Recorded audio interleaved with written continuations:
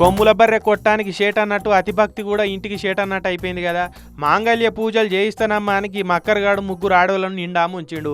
తమిళనాడు మదురై నుంచి తిరుపతికి వచ్చిన ముగ్గురు మహిళా భక్తులు తిరుమల ఎంకన్న గుడి ముంగట ఈ మోసగానికి కనిపించిరట. ఇగేమున్నది, నేను టీటీడీ ఉద్యోగినమ్మా, మీరు మాంగళ్య పూజ చేయించుకోరి తల్లి, కలకాలం మీ పుస్తెల తాడు గట్టిగా ఉంటుంది, మీ పసుపు కుంకుమలకు డోకే ఉండదిగా, ఆలుమగల నడమ లొల్లి పంచాదులు అసలే రావు తల్లి అని చెప్పిండట. వీడిట్లా చెప్పంగానే ఆలు నిజమే అని నమ్మి మాంగళ్య పూజలు చేయించుకుంటామని చెప్పారట. ఇగేమున్నది, అమ్మ మీరు మీ చేతిలో ఏమేం బంగారం ఉన్నదో అన్నీ తీసి ఒలిసి నాకు ఈరి, నా చేతిలో పెట్టిరంటే మీరు పుష్కరిణిలో తానం చేసి రారి, నేను ఈ లోపట బంగారం ఇవన్నీ పెట్టి పూజకు ఏర్పాట్లు చేయిస్తా తల్లి అని మత్పరిచిండట. నిజమే అనుకొని వాళ్ళు నమ్మిర్రు. గోవిందా గోవిందా అని గోవిందనామ జపం చేసుకుంటా ఇక వాళ్ళు పుష్కరిణిలో దిగిర్రు.